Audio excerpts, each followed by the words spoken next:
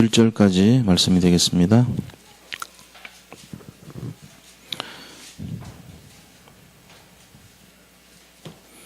요한복음 3장 16절부터 21절까지 한 절씩 교도하도록 합니다. 하나님이 세상을 이처럼 사랑하사 독생자를 주셨으니 이는 그를 믿는 자마다 멸망하지 않고 영생을 얻게 하려 하심이라.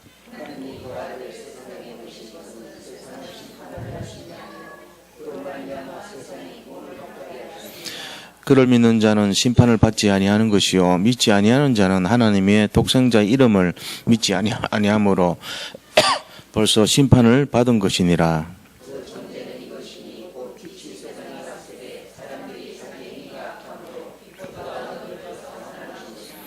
악을 행하는 자마다 빛을 미워하여 빛으로 오지 아니하나니 이는 그 행위가 드러날까 함이요 진리를 따르는 자는 빛으로 오나니 이는 그 행위가 하나님 안에서 행할 것임을 나타내려 함이라 하시니라.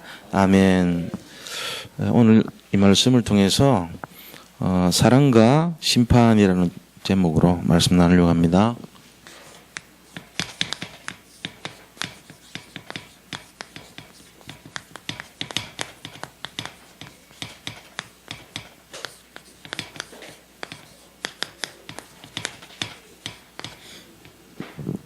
이번 주에 우리가 강단에서 나눴던 말씀이 부활하신 이제 만유의 주라는 제목으로 말씀 나눴습니다.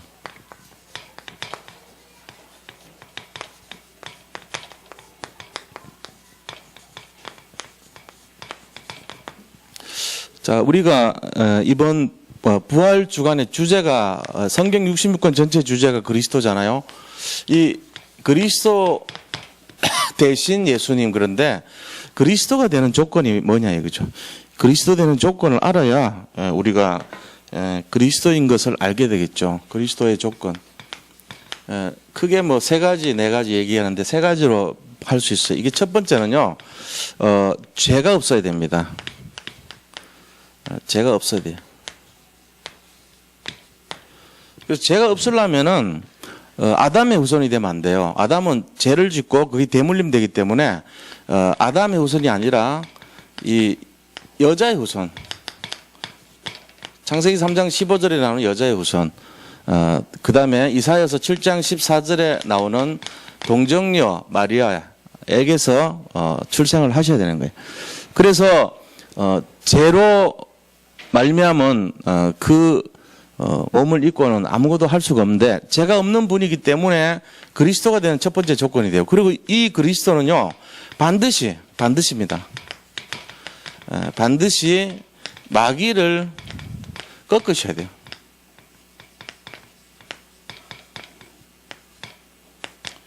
이게 그리스도 되는 중요한 조건이에요. 반드시 마귀를 꺾으셔야 돼요.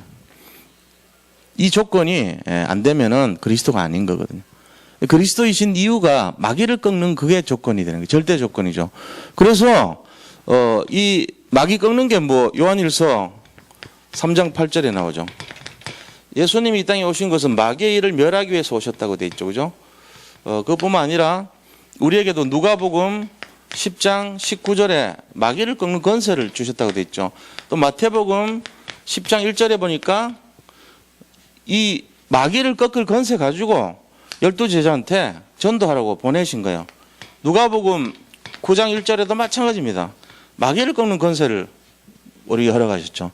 마태복음 12장 28절 29절에도 보니까 역시 마찬가지예요. 마귀를 결박하지 않고 어떻게 그 세간을 늑탈하겠느냐 그랬어요. 그러니까 마귀를 이길 수 있는 그 근거가 어디냐면요, 이 권세가 있기 때문에, 그리스도기 때문에 그런 거예요. 세 번째는 뭡니까? 이분은 반드시 부활을 하셔야 됩니다. 이게 조건이에요. 이 세 가지가 되면 그분은 그리스도인 거예요. 그래서 예수님밖에 없어요. 이렇게 세 가지를 다 충족하신 분은 예수님밖에 없는 거예요. 그래서 우리가 이 예수님을 믿어야 되는 거거든요. 자, 그렇다면 이 두 번째로요, 예수님이 이 땅에 오셔가지고 부활하신 이 부활 사건은 어떤 것이다, 어떤 의미가 있냐 이거죠. 부활의 의미를 좀 생각해 보면요, 이거는요, 자, 첫째는요, 인류 역사상 최대의 문제가 뭡니까? 인류 역사상 최대 문제. 이게 바로 창세기 3장이거든요. 하나님을 떠난 문제였어요. 최대 문제가. 그 다음에 이 인류 역사상 최고의 하나님의 해답. 다시 말하면은 이 문제를 해결할 최고의 응답. 이게 뭡니까? 그게 바로 그리스도예요. 그리스도가 이 문제를 해결한다고 되어 있거든요.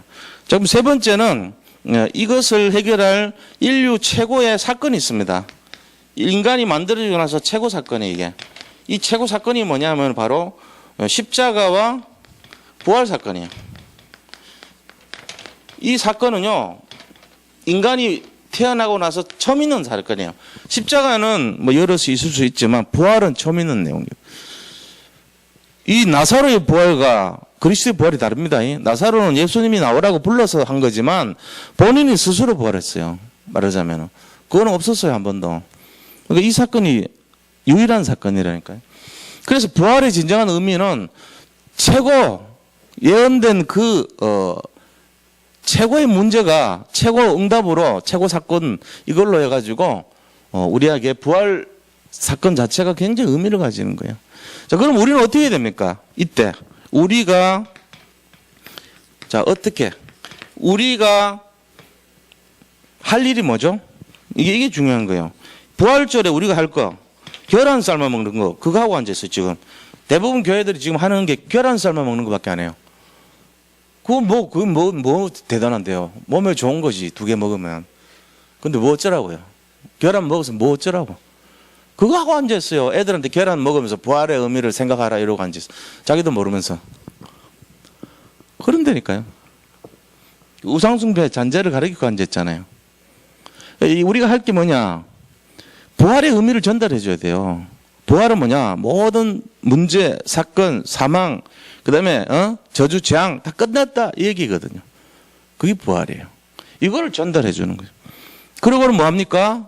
부활의 증인이 돼야 되죠. 우리가 그리스도께서 부활의 첫 열매가 되셨잖아요. 그거를 가지고 우리가 부활의 증인으로 우리도 다시 부활할 거니까.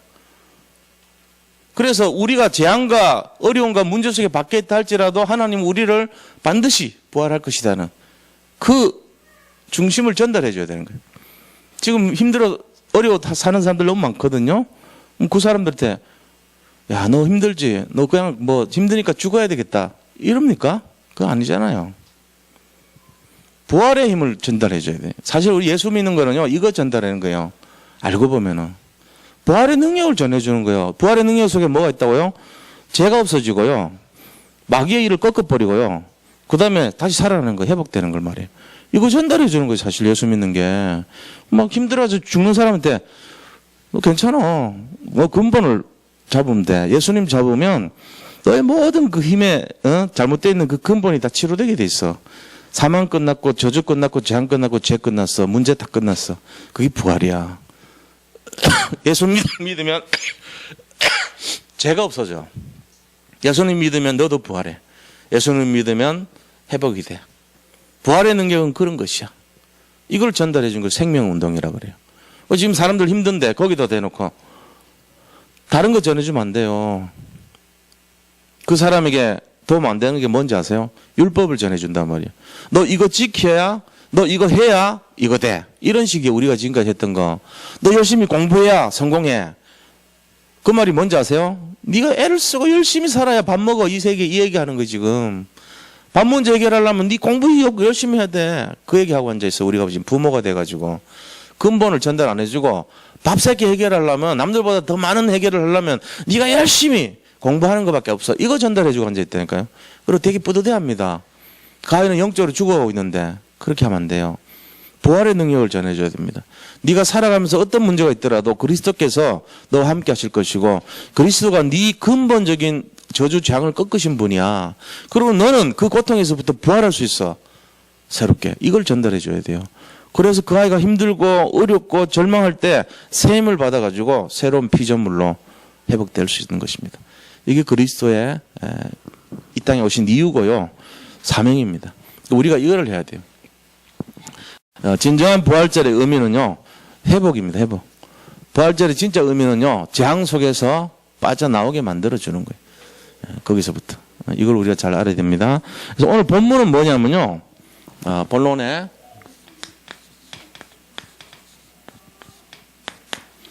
자, 오늘 말씀처럼요. 예수님이 이 땅에 오신 게 뭐 때문에 오셨냐는 거예요.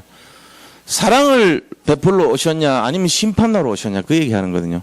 오늘 16절은 너무나 잘 아는 얘기잖아요. 하나님이 세상을 이처럼 사랑하사 그래서 독생자를 주셨으니 믿는 자마다 멸망치 않고 영생 얻게 하려 하십니다. 이게 부활의 의미거든요. 이게 사실은. 그 부활신앙 전해준 거예요. 자, 그런데 반면에 또 하나 오해할 수 있는 게 심판하러 오신 줄 안단 말이죠. 잘못하면은 심판하러. 이 부분을 우리가 잘 이해를 해야 돼요. 그래서 심판하러 오신 것이 아니라는 거예요.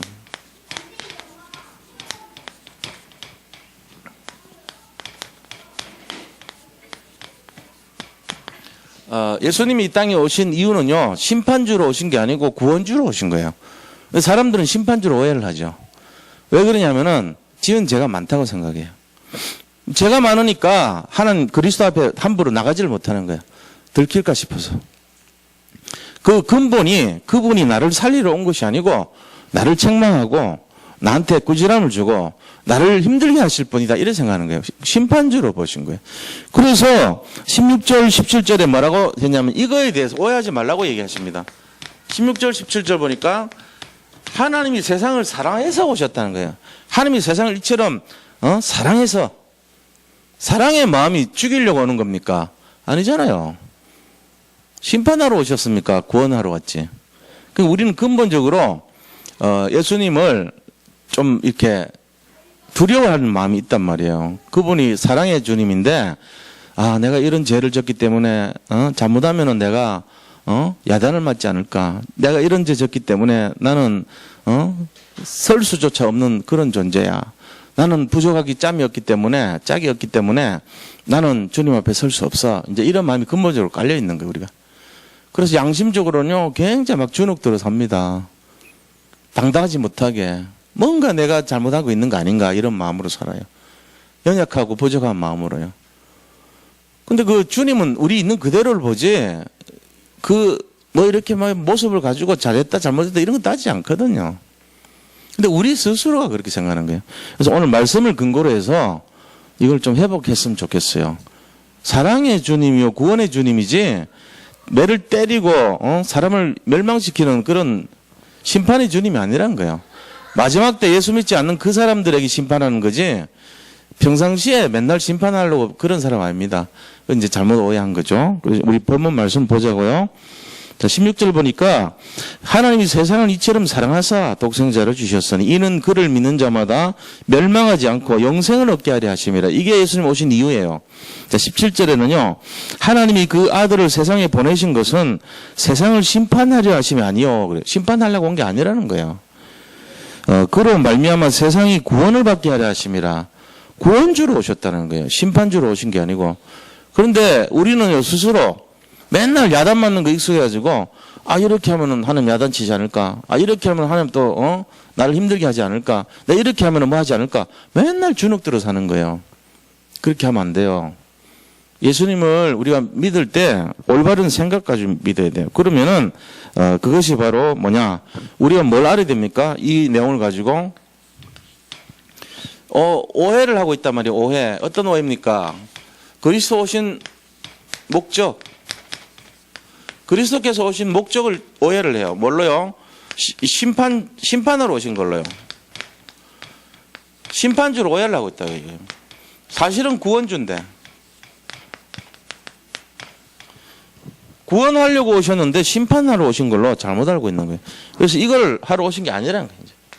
이건 오해라는 거죠. 그게 오늘 본문의 말씀입니다. 자, 그래서요, 이 세상과 우리는 다릅니다. 우리는 어떤 상태냐면은, 심판받지 않아요. 로마서 5장 8절에도 마찬가지고, 사망에서 생명으로 옮겼잖아요. 우리가 이미. 우리가 죄인 됐을 때 우리가 주님께서 우리에 대한 자기의 사랑을 확정하셨단 말이에요. 그러면서, 우리 자신들은, 이미 심판에 이르지 않는다고 되어 있어요. 사망에서 생명을 옮겼다 돼 있어요. 영생을 가졌다 돼 있어요. 그런데 심판받은 게 있어요. 그게 누구죠? 심판받은 존재가 있다고요. 사단이 아니고요. 물론 이제 사탄입니다. 근데 심판받은 존재가 누구냐 하면 세상이에요. 세상이 심판을 받았다니까요. 세상이 심판받고 세상에 죄가 임해버렸어요. 그래서 우리가 헷갈리는 거예요. 세상 자체가 지금 심판받은 세상에, 이 세상이 죄악으로 뒤덮여 있고 세상이 전부 심판을 받았어요. 그래서 우리가 살고 있는 이 터가 장망성이라 그래요. 장차 망할 성이란 말이에요. 여기 소망 두면 안 돼요. 여기 소망 두는 사람은요, 자꾸 어려운 일 당해요. 나중에 보면은. 그걸 아셔야 된다니까요. 그래서 주님이 이거를 잘 이해하라 그랬습니다. 너희가 세상에 마음을 두지 말라는 거예요. 지금 믿는 자는 심판에 이르지 않습니다. 우리가 세상의 심판을 보고, 자, 세상은 바로 사단입니다. 세상이 바로 사탄이에요. 이 사단은요, 이미 심판을 받았습니다. 죄의 속성을 갖고 있고요, 죄악된 곳이에요. 그래서 이 세상을 가지고 다른 말로 하면은 장망성이라 그럽니다. 우리가 이거를 잘 이해를 하시고 봐야지 하나님이 우리를 사랑하시는구나. 세상은 미워하지만 우리는 사랑하시는구나. 이걸 아는 거예요. 하나님이 우리를 바라볼 때 똑같이 세상을 미워하듯이 우리를 보는 게 아니라는 거예요. 사람들은 착각해요. 하나님이 세상을 미워하는데 나도 미워하겠네, 이런 생각이에요. 세상을 심판한 거지 우리를 심판하지 않습니다. 하나님은 세상 속에 있는 우리를 사랑하신 거예요. 세상을 사랑한 게 아니고 하나님이 세상 속에 있는 우리를 사랑하사 독생자를 주신 거예요. 세상은 심판받았습니다. 세상은 저주를 받았습니다. 언제 받았죠? 창세기 3장에 보세요. 창세기 3장에 17절 한번 찾아보세요. 뭐라고 되는지. 세상이 심판받은 내용이 나와요. 거기에. 그때 이후로 지금까지 계속 심판받고 있어요. 뭐라고 되어 있습니까? 한번 읽어보세요. 창세기 3장 17절.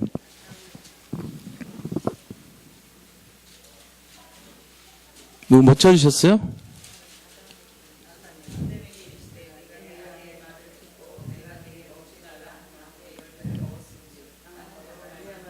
네, 이겁니다. 땅은 너로 말미암아 심판을 받았습니다. 그 저주가 심판이에요. 땅이란 것은 세상을 말하잖아요. 세상이요, 아담의 범죄로 말미암아 저주받아 버린 거예요.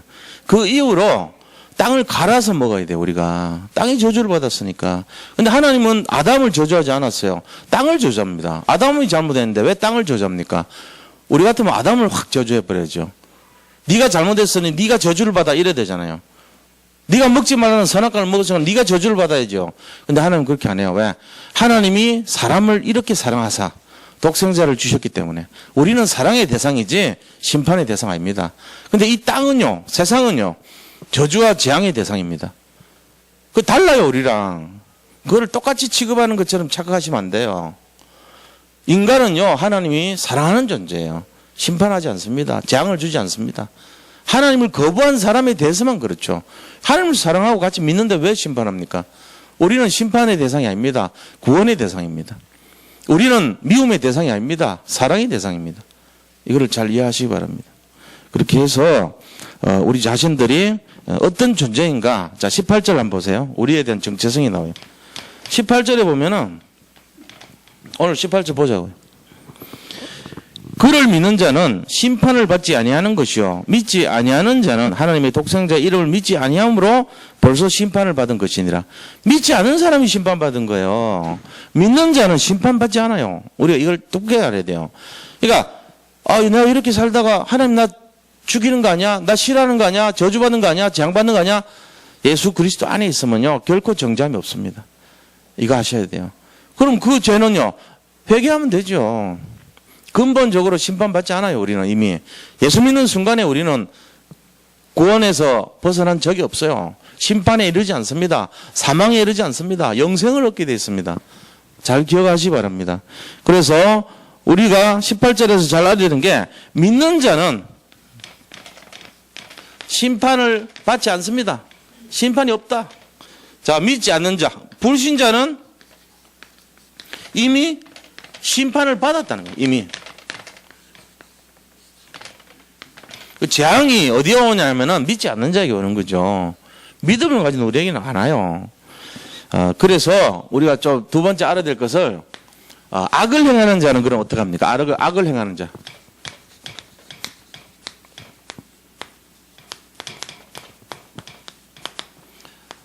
(19절에) 보니까 악을 행하는 자마다 이래 나오죠. 악을 행하는 자는 결국은요, 빛으로 못 나옵니다. 빛을 두려워합니다.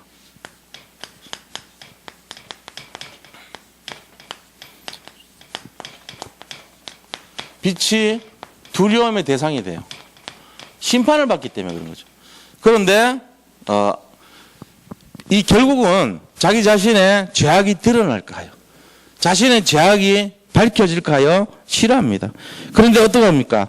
참된 치유자는요,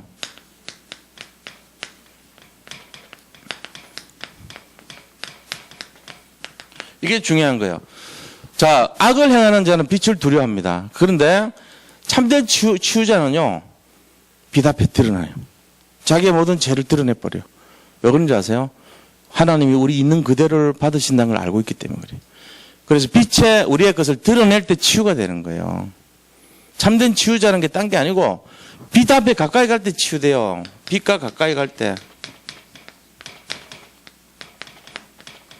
이거를 우리가 잘 기억하시기 바랍니다. 지금 내가 부족하고 정말로 모자라고 내가 지금 어려움 당한다 싶으면요, 빛 앞에 자꾸 가까이 가야 돼요. 빛 앞에 가는 게 어떤 거죠? 말씀 앞에, 기도 앞에, 예배 앞에. 이거란 말이에요. 결국은 복음 앞에 가까이 갈수록 치료가 돼요, 우리가. 자기 어떤 잘못한 거, 자기 내면에 일어나는 그 부족한 거, 이런 것들요, 그리스도 앞에다 비춰버려요. 그러면 회복되는 거예요, 놀랍게도. 그게 참된 치유자의 모습입니다. 그렇게 해서 있는 모습 그대로 은혜 속으로 하나님의 보좌 앞으로, 하나님의 빛 앞으로 자꾸 다가가야 돼요. 잘 기억하시기 바랍니다. 빛 앞에 가야 돼요. 우리 자신들이 얼마나 그런 마음을 갖고 있는지 우리는 피하려고 그럽니다, 자꾸. 우리는 도망가려고 그럽니다. 빛 앞에 가는 것보다는. 저기가 가면 사는데 싫어해요, 자꾸. 우리가 지금 불신앙하는 거예요, 그래서요, 우리가 이걸 이해해야 돼요. 자, 이런 입장에서 우리가 이해하려면은 뭐를 이해해야 됩니까? 진정한 이해, 참된 이해를 해줘야 돼요. 자, 우리가 이런 빛을 두려워하잖아요. 악을 행하는 자는, 다시 말하면 악을 행하는 자가 뭐죠? 세상 속에서 악을 행하는 자 그러면 불신자예요, 이게. 도덕질하는 게 아니고 불신자를 악을 행하는 자라 그러는 거예요. 그렇잖아요? 여기서 말하는 악을 행하는 자는 예수를 믿지 않는 자, 이 말이에요. 불신자죠. 불신자가 교회 오기가 쉽겠어요, 어렵겠어요? 여기가 빛인데. 그들이 여기 오려면요, 무지하게 어려워요. 여기다 갖다 놓잖아요? 10분도 있기 싫어가지고 땀 뻘뻘 흘리면서요, 잠깐 밖에 나갈게 하고 담배 핍니다. 바로 나가자 말자. 스트레스 받아가지고. 그리고 여기 안 들어와요. 안 들어오면서 뭐 하는지 아세요? 내가 예원교에서 장애인사회 갈 때 항상 그랬는데, 문 앞에까지 와. 자기 부인은 데려다줘. 자기는 거기 하루 종일 앉아가지고 계속 줄로 담배를 피우고 앉았더라고. 거의 반갑 피우고 앉았어요, 예배 끝날 때까지. 그리고 심지어는 어떤 사람은요, 괜히 소주 사와가지고 소주 마셔요. 그 앞에서. 우리 공원이 있거든, 앞에. 예원교회 앞에 공원 있잖아요. 거기 앉아가지고 예배 끝날 때까지 소주를 2병씩 마시고 이렇게 취해 있다니까, 내가 나오면. 왜 그래요? 그만큼 빛으로 오는 게 두려운 거예요. 스트레스 받는 거예요, 자기들은. 그리고 우리가 그렇게, 그런 사람들이 그걸 불구하고 여기 왔어요. 어떻게 대우를 해줘야 돼, 우리가. 그 어려운 상황 속에서 뭐라도 그래도 좀 해결해 볼까 싶어서 교회를 온 사람이에요. 근데 우리가 그 사람을 어떻게 해요? 닭이 그냥 개를 쳐다보듯이 왔나? 이런 분위기라, 이 교회라는 게. 왜 자기 할 일이 막 바빠. 뭐 어디를 쫓아다녀야 되고, 막 부서로 가야 되고, 뭘 해야 되고, 분주하단 말이에요. 그러면서 누구를 놓치냐? 진짜 빛 앞에 오기를 너무너무 힘들어서 주저주저 하다가 겨우겨우 가면 무슨 답이나 있을까 싶어서 온 그 사람을요, 놓치게 돼요. 이게 이해를 해줘야 된다니까, 이 사람을. 이 상태를, 불신자를. 그래서요, 이 불신자를 우리가 특별히 이해하라고 새가족부를 만들고 하는 거예요. 근데 새가족부 얘기가 아닙니다. 제가 지금 얘기가 전 성도님들의 얘기입니다. 한 영혼을 귀하게 여길 수 있는 그런 사람들이 교회에 있을 때 분명히 그 외톨이가 있으면 다가가서 어떻게 오셨나요? 반갑습니다 하고 말을 걸어줄 수 있어야 돼. 그냥 뭐 나하고 별 관계 없는 사람인데 괜히 뭐 얘기 걸어봐야 뭐 하나 이런 분위기 되면 안 돼요. 우리가 이걸 잘 이해를 하셔야 돼요. 악을 행하는 자 빛으로 오기가 힘듭니다. 두려워합니다. 근데 진정한 치유자는요, 빛과 함께 하려고 그럽니다. 그렇게 해서 온 이 불신자를 어떻게 해야 돼요? 진짜 중심을 가지고 영혼을 사랑하는 마음으로 따뜻하게 맞이해 줘야 되겠죠. 그게 제대로 된 교회예요. 그래서 교회를 딱 가봤는데 아무도 관심도 없고 말도 안 걸어주고 그냥 진짜 찬밥 같은 신세가 되면요, 그 교회 가겠어요? 연고자도 없고 아무도 없이 그냥 왔는데 한 번, 두 번까지 오는 거는 기적이에요. 한 번 온 것도 기적이지만 두 번째 오는 건 진짜 기적인 거라. 근데 어떻게 왔어? 그 두 번째 온 사람 두 번째 또 심한 상처를 줘. 말 걸 줄 알고 오는 줄 알았더니 잠깐 좀 비켜주실래요? 저기 뭐 꺼낼 게 있어요. 속으로 그래도 반가워가지고 말을 걸라고 준비하고 있었는데 뭐야 이거 그러면서 비켜주면서 다시는 안 와야지. 이렇게 되는 거예요. 그러니까 우리가 서로 나도 모르게 상처 주는 겁니다. 그러니까 이거를 이런 사람들 내가 얘기를 하니까 알아들었죠? 어떻게 해야 돼요?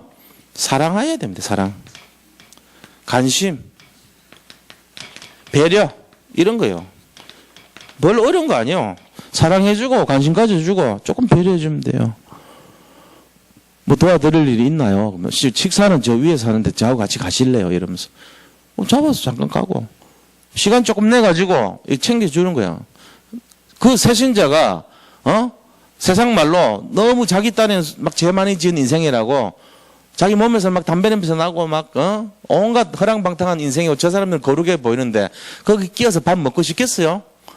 바로 도망가고 싶지. 그걸 이제 잡아가지고는 갔다고. 그럼 어떻게 돼요? 그 줄 서가지고 밥 먹겠냐고요? 저 같으면 안 먹습니다. 앉아 계십시오. 그러고는 숟가락 젓가락 갖다 주고 밥 타가지고 드리고 이래 해야 돼요.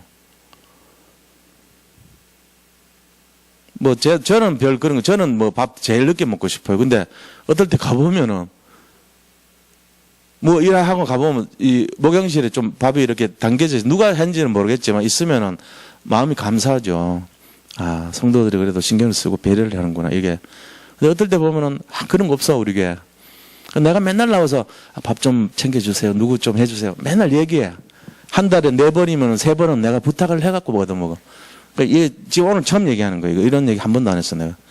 그렇게 하면 안 돼요. 담임 목사 시험 듭니다.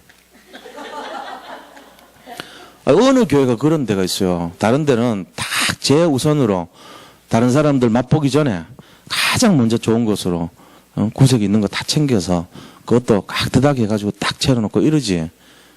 그 당번들 정해놓고 그거 뭐 어렵습니까? 하는 분들이 조금만 신경 써주면 되지. 저 같으면 그렇게 하겠어요. 우리 교회는 이제 좀 하더라고. 이번 주부터 시작을 하더라고. 그동안 이제 이사하느라고 바빠가지고 이 교회 체질이 안 돼서 내가 충분히 이해를 해. 그거는 이제 막 그동안 밥 먹고 한 것만도 어수선한데 기적이라. 그러니까 이제 조금 우리 목사님 좀 신경 써야 되겠다는 분들이 여기저기서 모인 것 같아요. 그래가지고 챙기더라고 조금. 그냥 누군지는 모르는데 감사한 마음을 가졌어요. 근데 난 한 번도 기대를 안 했는데 있길래 야 오늘 웬일이야 그러면서 내가 오늘 강단에서 은혜를 좀 끼쳤나 보다 이래. 목사가 말릴 게 그거 없지. 집에서야 집사람한테 잘해주면야 계란 후라이라도 해주지만 여기서는 딴 거 없잖아요. 은혜가 임해야지 주지. 목사 맨날 막 은혜도 안 되고 지 맘대로 하고 이런 마음에 안 들면은 먹든지 말든지 그럴 거 아니에요. 그냥 그동안 계속 내 잘못이지 내 탓이지. 말하자면 그런 거예요. 새가족들 좀 관심 가지고 배려하고 이런 사람이 있어야 돼. 주인들이 있어야 돼요. 주인이 챙기지 손님이 챙깁니까? 내가 보면요 손님은 못합니다 이거. 자기가 이 교회에 와서도 자기가 손님 같은 느낌 가는데 또 다른 손님 오는데 아유 좀 하시죠. 하겠어요? 못해요. 자기도 손님인데 주인들이 하는 거예요 그거는. 그럼 우리 교회 주인이라고 생각하는 사람들은 자기가 밥을 늦게 먹든지 뭘 하든지 조금 순서를 어떻게 하더라도 새가족 도울 사람이 있나 그거 항상 살피는 사람이 주인이에요. 그래가지고 이렇게 배려해주고 관심 가져주고 배운 게 아니고 체질적으로. 그럴 때 뭐가 되죠? 이 불신자들이, 악을 행하는 자들이 우리 교회를 따뜻하게 바라봅니다. 이게 제대로 돼야 돼요. 보세요. 여기도 보세요. 심판주가, 그리스도가 심판주인 줄 알고 우리도 막 위축되는데, 저 불신자들은 당연히 위축되죠. 근데 그 사람이 여기를 교회를 와서 오는 게 기적인데, 딱 보니까, 에이, 저거 사람 아닌 것 같아. 인상이 벌써 딱 보면 알잖아요. 믿음도 없는 것 같고, 뭐, 억지로 데려온 것 같아요. 그러니까, 더 무관심해. 더 찬밥이라. 자기 막 마음에 있는 막 그 사람 일주일 동안 얼굴 보면 즐거운 사람끼리만 막 대화한다고. 그 사람들은 죽어가고 있는 줄도 모르고 내 주변에서 시체들이 돌아다녀 지금. 한 사람도 안 챙겨. 이렇게 되면 안 돼요. 제가 말씀드린 걸요. 보세요.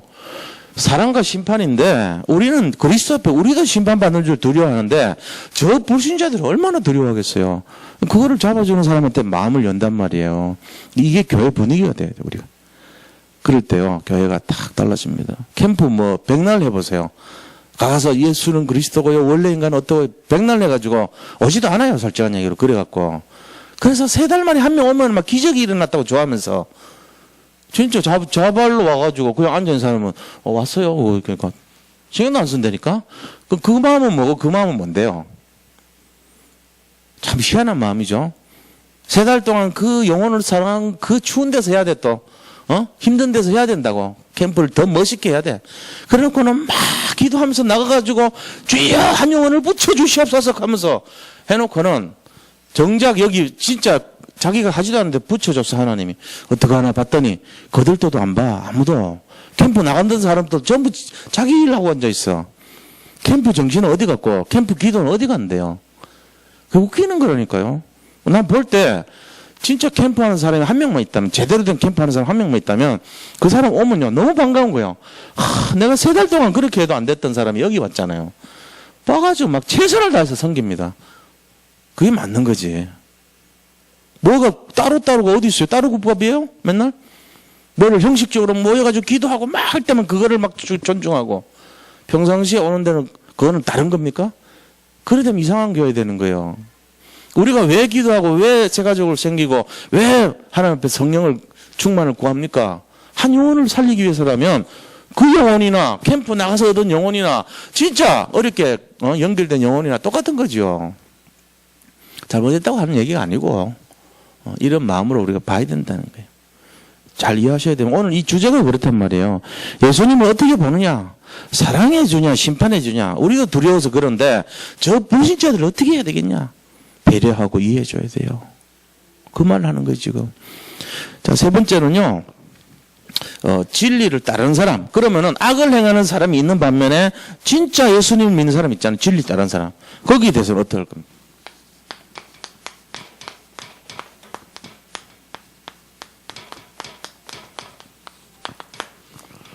진리를 따르는 사람은요, 진짜 귀한 사람들이 제자를 말하는 거예요.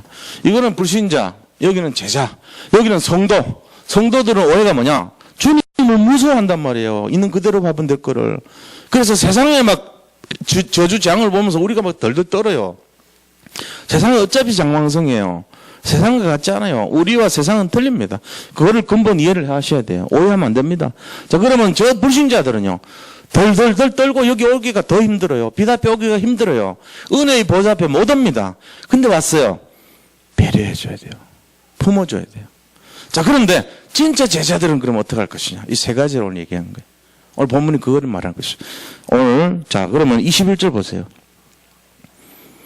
진리를 따르는 사람은요, 자기가 알아서 와요. 은혜의 보좌 앞으로. 그래서 진리를 따르는 자는 빛으로 오나니 이는 그 행위가 하나님 안에서 행한 것임을 나타내려 함이라 하시니라. 자기가 하는 모든 게 떳떳한 거예요. 문제가 없어요. 그래서 주님의 품속으로 옵니다. 자, 빛, 은혜의 보좌, 일로 저절로 오게 됐어요. 왜요? 죄가 없어요. 죄가. 그 마음에 품고 있는 죄가 없기 때문에 그런 거예요. 그래서 편안한 마음으로 오는 거예요. 우리가 수요예배 오는데 지은 죄가 많아서 오는 사람 누가 있겠어요? 그런 사람 없어요. 편안한 마음으로 오는 거예요. 빛으로 다가오는 거예요. 왜요? 내가 죄가 없어요. 내가 은혜를 사모해요. 내가 빛으로 다가가고 싶어 해요. 그리스도를 만나고 싶어 하는 거예요. 그래서 이렇게 복음 앞에서 가는 겁니다. 그렇게 가는 이 사람들요, 우리가 그리스도 앞으로 점점점 오는 이 사람은 어떤 자죠? 그게 바로 진정한 참된 제자입니다. 제자. 참된 제자의 첫 번째 조건이요, 치유받은 거예요. 그래서 다른 사람도 살릴 수 있어요. 제자는 자기도 살지만 다른 사람 살릴 수 있어요. 그래서 어떤 조건 때문이 아니고 우리가 믿음을 갖고 있다면 전부 제자인 것을 믿으셔야 돼요. 내가 여기 예배 앉아 있다는 자체가 벌써 나는 제자라는 뜻이에요. 빛 앞으로 오는데 주저하고 두려워하는 것은 이 상태란 말이에요. 악을 행하고 뭔가 모르게 하나님 원하지 않는 삶 속에서 인도받고 있는 거란 말이에요. 그런데 그게 아니고 내가 진리를 따르는 삶이 됐다면, 예배를 사모하고 주님 말씀에 순종하고 빛 앞으로 오는 걸 주저하지 않는다면 제자의 삶이란 말이에요. 이게. 그럼 제자가 뭘 합니까? 다른 사람 살리는 거 하죠. 뭐 제자는 그런 거 하는 거예요. 진정한 자유자가 됩니다. 그래서 우리가 이런 사람들은 자, 뭐를 갖고 있냐면요, 결론,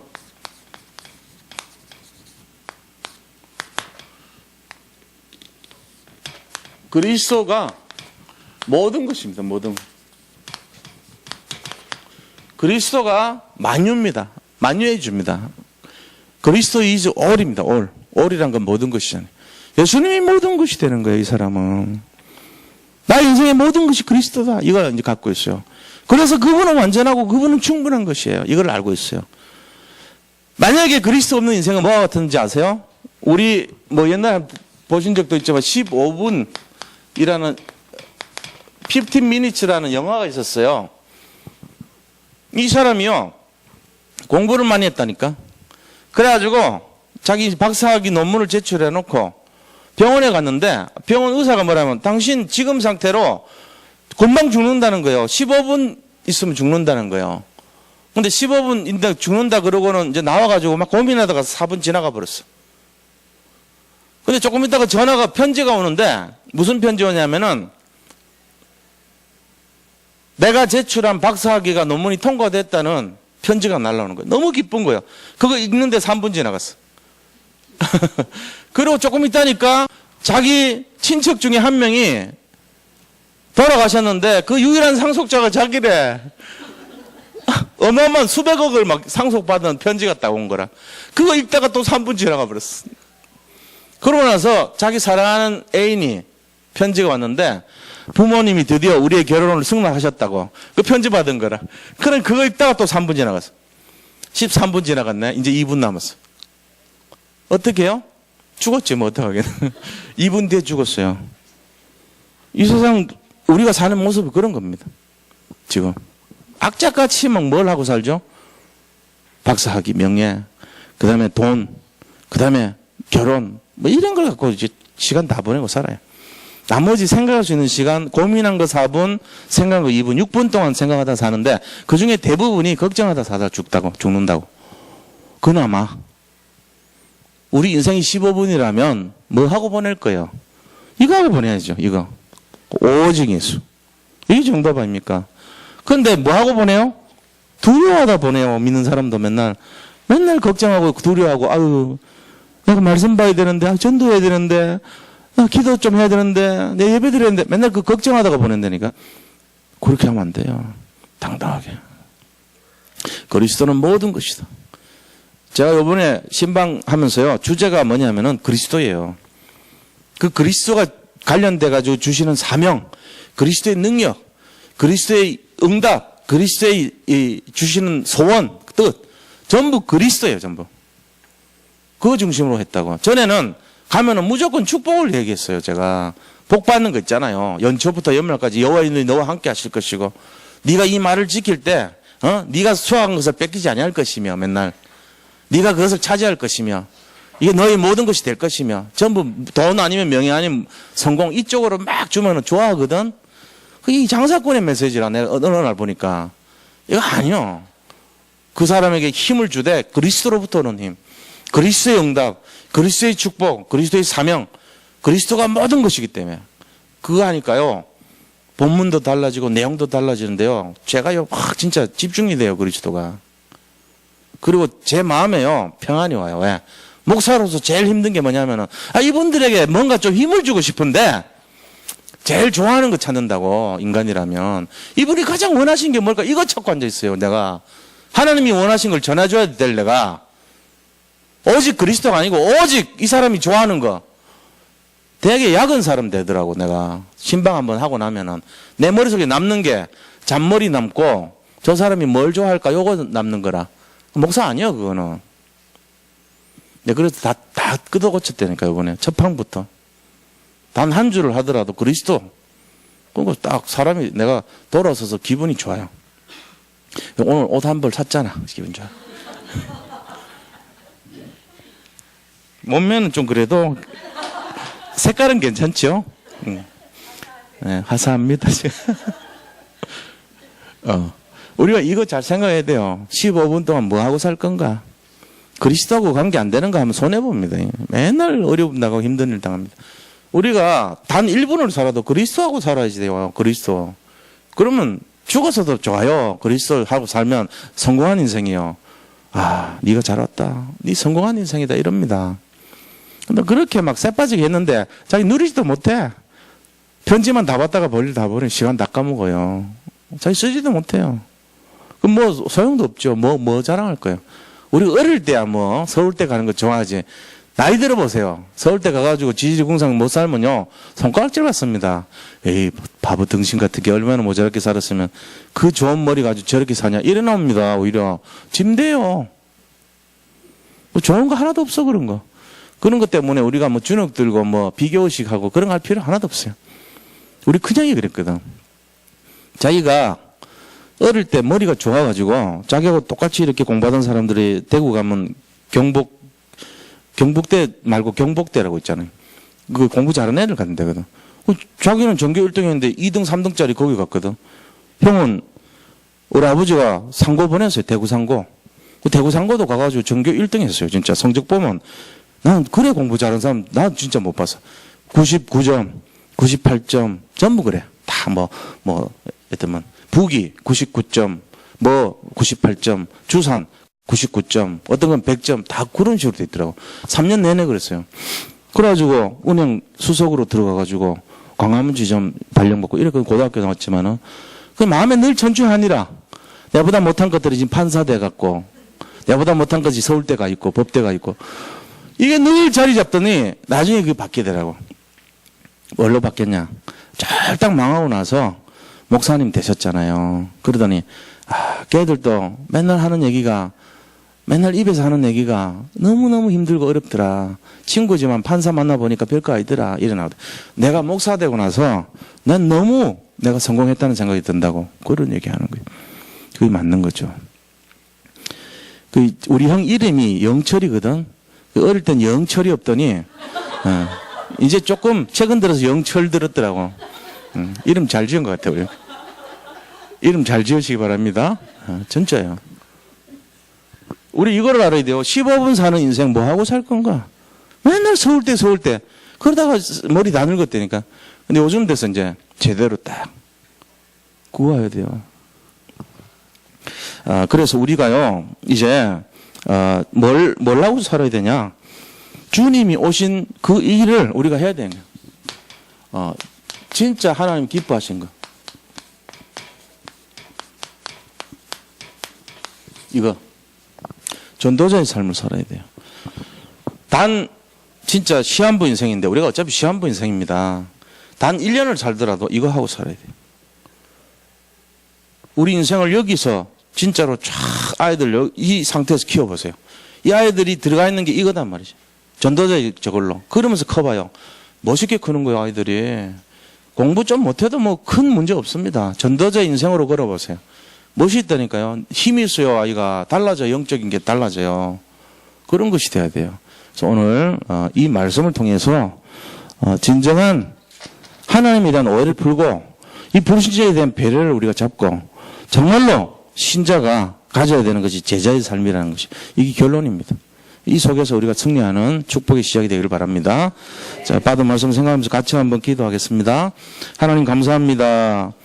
주신 말씀처럼 하나님이 우리를 사랑하사 독생자 그리스도를 보내셨는데 우리가 그 그리스도를 오해하여 심판주로 오신 줄 착각하며 우리 자신들이 날마다 주님의 시선을 피하고 하나님의 원하는 뜻을 잘 분별하지 못할 때가 너무나 많습니다. 아버지 하나님, 정말 오직 그리스도 되고 모든 것을 해결하신 참된 그리스도 비밀을 누리는 삶이 되게 하여 주셔서 이 시대와 현장을 살릴 수 있도록 인도하여 주시옵소서. 주님이 우리와 함께 하시고 그리스도께서 오직 우리와 함께 하실 때 주님이 아버지 원하시는 뜻을 이어가는 참된 제자가 될 수 있도록 인도하여 주옵소서.